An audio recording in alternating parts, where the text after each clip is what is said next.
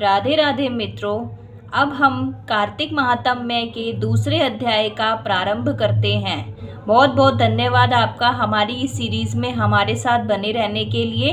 चलिए इसका दूसरा अध्याय शुरू करते हैं। श्री कृष्णचंद्र जी ने कहा, हे देवी गुणवती, अपने पिता और स्वामी को राक्षस द्वारा मारे जाने का संवाद सुनकर पिता और पति के क्लेश से दुखित होकर करुण विलाप करने लगी।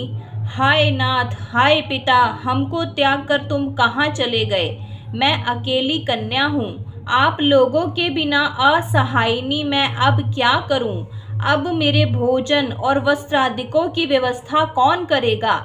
घर में स्नेहपूर्वक पालन पोषण कौन करेगा? मैं कुछ भी नहीं कर सकती। मुझ विधवा की रक्षा कौन करेगा? मैं मूर्खा कहाँ जाऊं? कौन मेरे दुख को दूर करेगा? कहाँ रहूं? क्या करूं? हाय देव, मुझ पर ऐसा कोप हुआ, अब कैसे जीऊं? मैं बड़ी ही पापिन हूँ। श्री कृष्णचंद्र जी ने कहा कि इस तरह रोती हुई वह मृगी की तरह व्याकुल होकर अपने को भाग्यहीना, असुखी, आशाहीन, जीवनहीन कहती हुई बोली कि अब मैं किसकी शरण में जाऊं जो मेरे दुख को हरे। तत्पश्चात वायु से आहत केले के वृक्ष की तरह वह पृथ्वी पर गिर पड़ी। अधिक देर तक होश में आई, फिर भी अत्यंत करुण विलाप कर बहुत विकल होकर शोक महासागर में डूब गई। अपने घर की सारी वस्तुएं बेचकर सावधानी के साथ उसने अपने पिता और पति की यथाशक्ति श्रद्धादि क्रिया की। उसके पश्चात उसी पुरी में निवास करती हुई वह विष्णु भगवान की भक्ति में तत्पर होकर शुद्ध तथा शांत स्वभाव से अपनी इंद्रियों को वश में करके वहीं रहने लगी। उसने जन्म से लेकर मरण तक एकादशी का व्रत तथा कार्तिक मास का विधिवत सेवन किया। हे प्रिय, ये दोनों एकादशी और कार्तिक व्रत हमें बड़े ही प्रिय हैं। भक्ति, मुक्ति, पुत्र तथा संपत्ति को देने वाले परम पवित्र हैं। जो मनुष्य तुला की संक्रांति रहते हुए कार्तिक मास में प्रातः काल में स्नान करते हैं, वे चाहे पापी ही हो तो भी वे पापों से मुक्त हो जाते हैं। जो मनुष्य कार्तिक स्नान, जागरण, दीपदान तथा तुलसी के वृक्ष की रक्षा करते हैं, वे साक्षात भगवान विष्णु के तुल्य हैं। जो भक्त कार्तिक मास में भगवान विष्णु के मंदिर की स्वच्छता तथा भगवान विष्णु का स्वस्ति वचन करते हैं, वे प्राणी तो जीवन मुक्त हैं।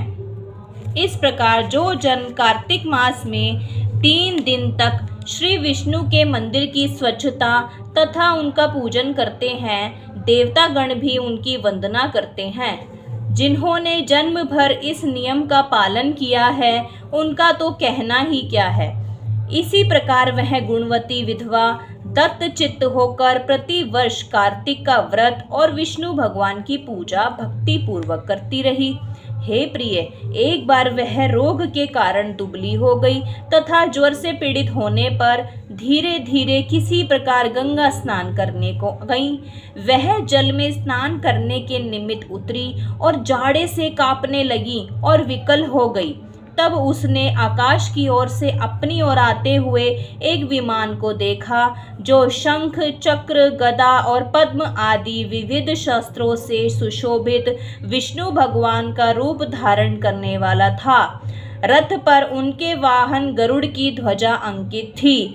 तब मेरे यानी विष्णु के गण विमान पर चढ़कर उस पर चवर डुलाते हुए अप्सरा गणों से सुशोभित उस गुणवती को बैकुंठ धाम में ले गए। बोलो विष्णु भगवान की जय, लक्ष्मी माता की जय।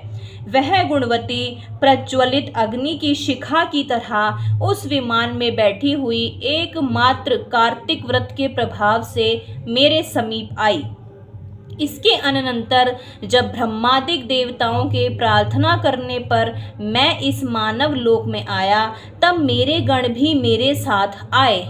हे भामिनी, ये समस्त यादव मेरे ही गण हैं। देव शर्मा नामक विप्र जो पूर्व जन्म में तुम्हारा पिता था, वही इस जन्म में सत्राजित होकर यहाँ हैं। जो पूर्व जन्म में तुम्हारे पति चंद्र शर्मा थे वही अक्रूर हुए।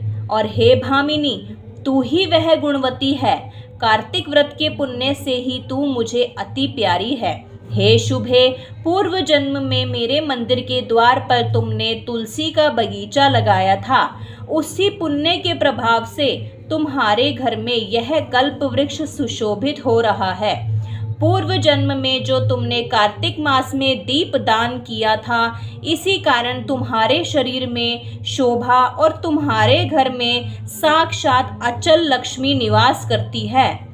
उस जन्म में तुमने जो व्रताधिक पति पूर्वक भगवान के लिए अर्पण किया था, उसी के फल से तुम इस जन्म में मेरी प्रिय भार्या हुई हो। पूर्व जन्म में आजीवन तुमने नियम सहित कार्तिक मास का व्रत भी किया था। उसी से कभी भी हमारा और तुम्हारा वियोग नहीं हो सकेगा। इसी प्रकार जो प्राणी कार्तिक का व्रत करेंगे वे सब भी मेरे ही समीप रहेंगे और तुम्हारे ही समान मुझे प्रिय होंगे।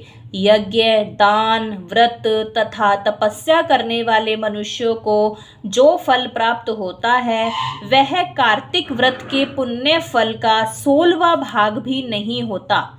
श्री सूत जी बोले, इस प्रकार सत्यभामा श्री कृष्ण भगवान से अपने पूर्व जन्म संबंधी पुण्य के प्रभाव का वृत्तांत सुनकर बहुत प्रसन्न हुई तथा सारे संसार के आदि कारण भगवान श्री कृष्ण चंद्र जी महाराज को प्रणाम करके बोली।